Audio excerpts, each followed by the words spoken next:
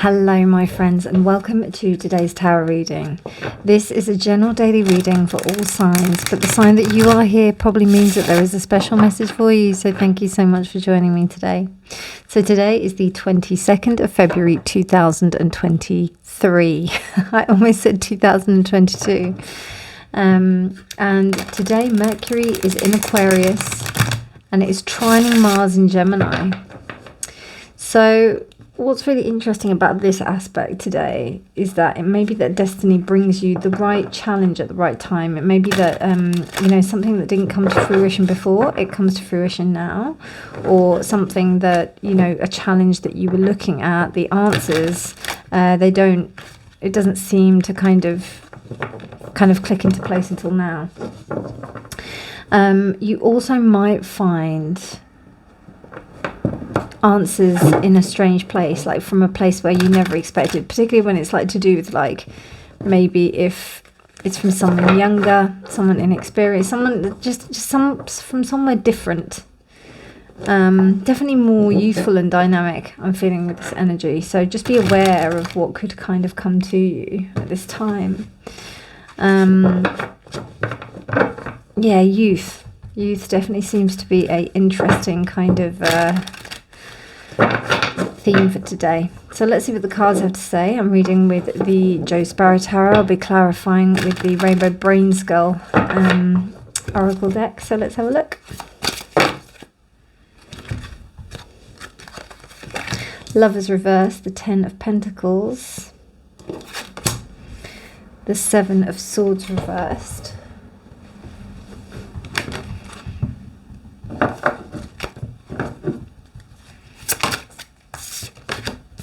the World reversed. Interesting, the Lovers and the World reversed.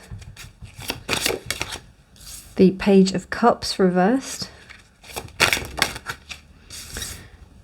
The King of Wands reversed, and Judgment. That's too many. Just one, please. And it gives me 3 again. And the 10 of Cups. Wow, 2 10s, 20, 21. I mean, it's really resonating with what I just said, like in the respect of some kind of option or something that didn't come to fruition and didn't feel like it was the right time right there and then. It is the right time now. It really is. Something's definitely happening. 2 10s and Judgment for sure, but it's not. Something is shifting for sure. It is shifting for sure.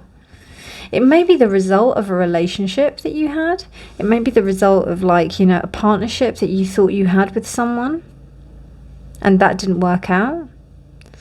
And there's a sense of honesty with yourself and how you were within that space, if it is to do with a relationship. Whoever this is that was in this space that you were connected with, you're done with them. You're really done with them. And you're not going to, and you know that where they were at was a place of ego. They may, if this is referring to a relationship, they may have just wanted to look good with you. They may have seen you and thought, oh, you look really amazing on my arm, kind of thing. But you have seen the higher sense of light from this. And also you had a real belief that you felt like this might have been something really long lasting, but now you understand that that's no way the case, and you've awoken to realizing that this isn't the case. I feel like this Page of Cups is you reversed, and that was you within the situation. But as soon as this kind of, you realize that the story doesn't end with this kind of thing, even though we have the 2 10s, the story actually is your story, and that's why you're moving on into this space. So the main thing I'm seeing is that, for the example, just for an example, but I think this could be generally in life, that you may have met someone and you may have thought that they were like amazing.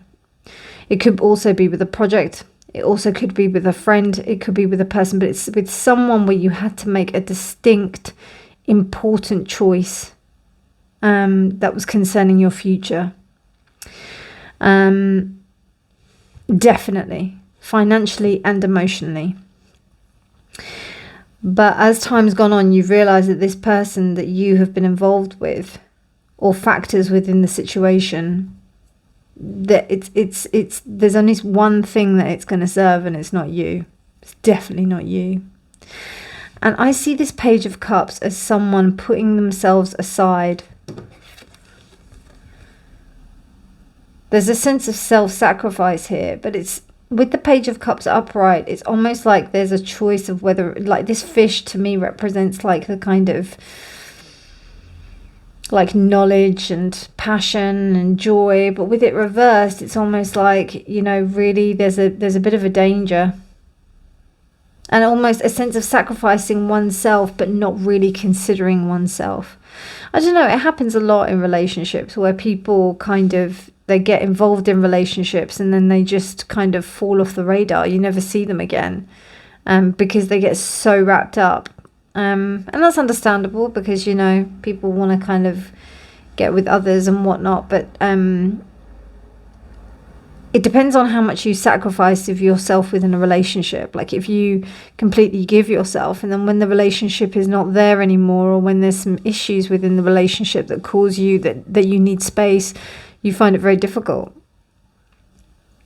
So I think you're understanding the beauty of choosing yourself really here with this 10, with the 2 10s and the 20 here.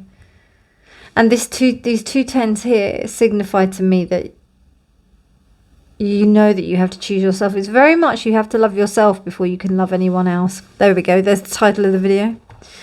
I like it when I get it in the video. Then I can just put it up really easily. And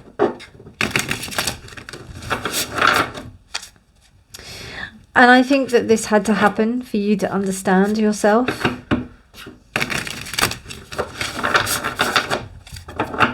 Seven of Wands is Seven of Swords is reversed. This person really like, or this situation really like hoodwinked you. You really thought that it was something great. You really did. But they're just a tosser. Sorry. That King of Wands, I don't like it. King of Wands reversed. So much ego. It's oozing out the pores. And they just have no idea. I just keep on seeing, like, for those of you who play Zelda, right? I see that as one of those stupid wizardy things that are really hard to kill. I think I've said that before. And they're really annoying. Oh, they're really hard to kill. They're not hard to kill, they're just difficult. I don't like them. Don't do everything, do the next thing. Wow. Right, okay. So, I mean, wow, that's a really interesting card. I'm resonating with that. So it can seem overwhelming when you're looking to change something. It can seem like that you are...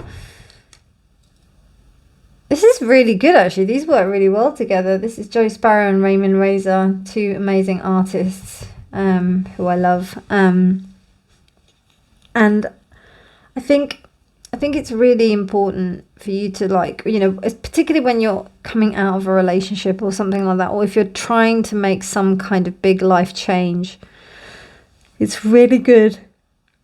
Excuse me. It's really good for you to just make sure that you keep, that you just take it one step at a time. Like small incremental amounts every day. I advise it to my clients all the time. But it's really interesting when you have to take the actual advice yourself. Really interesting. Really interesting. But very promising with the 2 10s there. I really like that. I'm not a big fan of the 10 really upright, but this one I'm feeling hopeful for. I'm feeling like it's stability. And this particular 10, because we've got the Kabbalistic tree of life, it's really nice. It means that there's kind of like a grounded stability in where you're having like a really structured progression in your own kind of personal growth and development. And you're taking responsibility, it seems like. Because I think that what happens is that when you get around these kind of people, you get into this energy. And this energy to me is an energy that's not very, it's self-sacrificing, you know. This character's she's walking the plank. I mean, it might be a he in this case, but the page is the female energy, immature female energy. So it's kind of, yeah, the sacrifice without really thinking, like kind of going for it and not really having like a kind of structure around it. Whereas like that's reversed. But whereas like if it was the right way up, then you'd be going in there with the curiosity and a real openness where there's almost like nothing to lose. But here it's like you could lose. It's like a risk. It's like you could lose something, even though it doesn't seem like it's, you know. And you could lose something, and also the sacrifice, it doesn't seem like the investment will give you much. So that's why I think it's important to just take one step at a time. You are taking one step at a time. You are just taking one thing at a time. I got told yesterday that the best way to eat an elephant, not that you would eat an elephant, but figuratively, is one chunk at a time, one bite at a time. And I think that's very apt. So I hope you enjoyed that reading. If you liked it, please do give it a thumbs up. Please do subscribe for more videos. But otherwise, my darlings, you take care and I'll see you really soon. Thank you so much for watching. Bye.